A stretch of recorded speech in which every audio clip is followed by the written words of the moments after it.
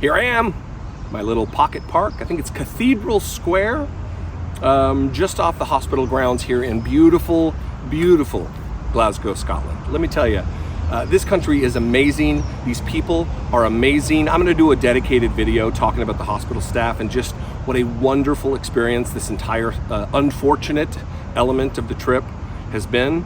And without them, it would have been far, far harder. And I'm not just talking about the people who are paid to take care of my best friend. I'm talking about the Glaswegians, I think is what they're called. The people from Glasgow have been remarkable. They've been kind and friendly and empathetic and caring. It's been an amazing experience, and I'm grateful. If you're from the UK, if you're from Scotland, thank you very much for your hospitality. It's been hard, but it's been made better because you're such good people. I want to talk about Sebastian Gorka right now. There's a move underfoot. Culture war after culture war after culture war, year after year after year. Remember when it was CRT that they worried about, now it's woke. There's been all kinds of iterations of racism within the Republican Party. White supremacy runs amok. There's no longer dog whistles. They just say what they're going to say. But to say that it's an accident that we go from one to the next with these fad movements, this one currently that we're in is DEI, diversity, equity, and inclusion. And because it's who could argue against diversity? It strengthens culture to have a diverse group of people of different backgrounds and different lived experiences. Equity is a wonderful thing. Inclusion is inarguably a self-evidently good and decent thing. But they want to use it as a slur. And instead of, it seems the one taboo still in the Republican Party is the N-word. Instead of just openly using the N-word, the actual word, they say DEI. Garrison Hayes, when he guest hosted for me when I was on actual vacation in Scotland and not caretaking duty, he described it really well in one of his videos. If I can find it, I'm rushing back to the hospital right after this, so if I can find it, I'll include it here. If not, the video will just continue. So I'll pause and we'll see where we are. The far right says DEI or CRT or woke as a pejorative. They mean the N-word. There are a couple of other slurs that I could swap into this, but let's keep it simple. They mean the N-word. When they get you to say it as a pejorative, they get you to say DEI or woke. It's just too woke in here. When they get you to say it as a pejorative, they know that you may or may not mean the N-word. But that doesn't matter because they mean it as a slur, and they've already done the work to closely associate the term woke or DEI or CRT with the idea of undeserving Black people. So you are knowingly or unknowingly helping to normalize their framing of the term. Modern slurs help racist ideas rebrand into something more palatable for every generation while maintaining the systems, roadblocks, and stigmas that keep society unequal. So he said it best. He's brilliant, first of all, but also has a lived experience better than mine, other than mine, to better speak to that particular item. And let me tell you, it is, again, self-evident, inarguable, that is what the Republican Party is doing. And I introduced to you Sebastian Gorka, a Trump stooge, another absolute moral, ethical coward, weakling, who went on a news program, or maybe he's the host of it. It's hard to tell with these idiots anymore and the news shows they are. But he's describing Kamala Harris, because he can't call her the N-word. It's still a little bit risky to do that in this Republican Party today. He calls her the DEI hire, that she's a colored woman, hearkening back to the days of Jim Crow, to the days where white supremacy was absolutely the unquestioned rule under color of law. And this is where they want to bring us back to. This goober, pumpkinhead moron, Sebastian Gorka,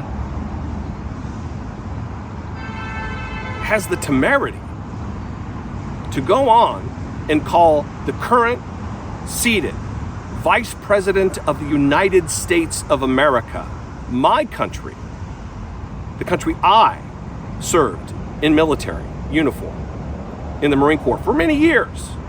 He didn't serve in our military. He can act like he loves our Constitution and talk about his loyalty to the flag and his fealty. All that is just Donald Trump. For him to malign and be a racist piece of garbage to our vice president, who is a good and decent person, who has done a good job, is disgusting. It really does illuminate that Hillary Clinton was right. For all the shit she got for saying that half of Donald Trump's supporters are in a basket of deplorables, or however she phrased it, how was she wrong? How was she wrong? How are they not irredeemable? This is irredeemable language from Sebastian Gorka. Watch this. Biden, it's not up to Joe Biden. When the big donors say, you're not getting a red cent, we are pulling the plug on the campaign, then the Democrats are going to say, Joe, what do you want? And right now, Hunter is negotiating. I want a pardon. We want extra bags of cash. You're going to give us sinecures. The hostage takers are now negotiating for the presidency. But I mean, do these donors really think that Kamala Harris is going to do better in Wisconsin, Michigan, and Pennsylvania than Joe Biden would? I mean, that's the because it can't be anybody else, right? Hey, Rob, you're being logical. Stop it. All right. She's a DEI hire, right? She's a woman. She's colored, therefore she's got to be good. Yeah. And at least her brain doesn't literally freeze in mid-sentence. Yeah. Matt, your final thoughts. And what do you think about what Sebastian just alleged there? Yeah, I think there's been some pretty good analysis. And one of the main questions I keep getting is what's going to happen to the money they've raised? And there's been some analysis on that. And it's pretty clear that if Joe Biden's the nominee... She's colored, therefore she has to be good? If that does not enrage you, if it does not make you scratch your head and wonder, any normal presidential candidate would immediately come out and say, my surrogate is wrong. He should not have said that. But it's crickets from the peanut gallery of MAGA world. They love this, in fact. They're not going to tell him to stop. They're not going to slow him down because he appeals to them, because they are, and it's not half a basket. They are deplorable, irredeemable white supremacists, white Christian nationalists who want to set our country back decades, 80, 90 years to a time when white people had nothing to fear about abusing those in other groups. This is what the fascist Nazi sympathizer Seb Gorka believes. And he is just that. And he is one who likes to get mouthy with people in public. I don't know if you live, Seb, bring it in. I don't know if you live in Washington, D.C. I do. I would love to have a chat with you on the street. If you ever see me, brother, come and talk like this to me. It's easy when you're in the safety of a television studio talking shit to someone who's not gonna clap back. But there are some of us who will. You, sir, are a fucking coward. I'd love to know what the rest of you think. Maybe I'm just an emotional mess because of everything that's been going on, but everything I said was accurate. Maybe I'm not holding back as I usually do in my home studio. What do you think? I would love your opinion on that. Is it too much? Am I too much? You can call, leave me a voicemail, 714-576-4054. Of course, you can email me daily at dollemore.com. I'd love to hear from you. You can also, if you choose to, I would very much encourage your support on this channel. You can click the join button below, become a channel member for $2 a month. People are walking around wondering what I'm saying. Hey. And that would be great. I would appreciate it very much. Just consider it. If you're in a financial position to do so, you can also go to my Patreon page, patreon.com/IDoubtItPodcast. That's a fantastic way to help support.